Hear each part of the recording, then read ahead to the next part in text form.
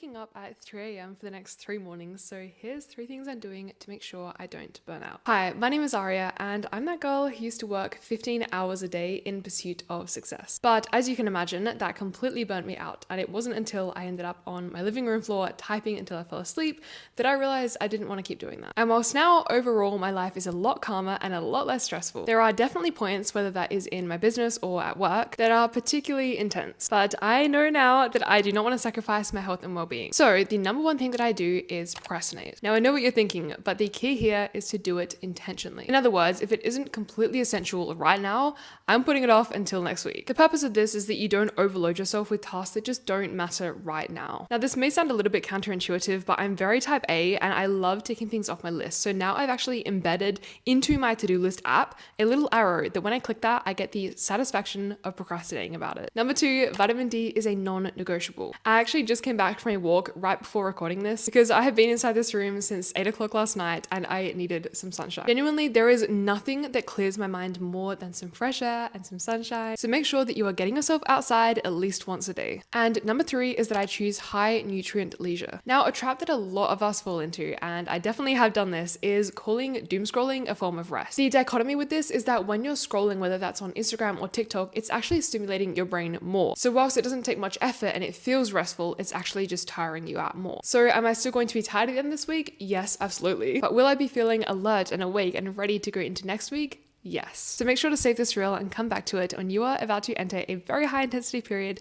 to make sure that you take care of yourself.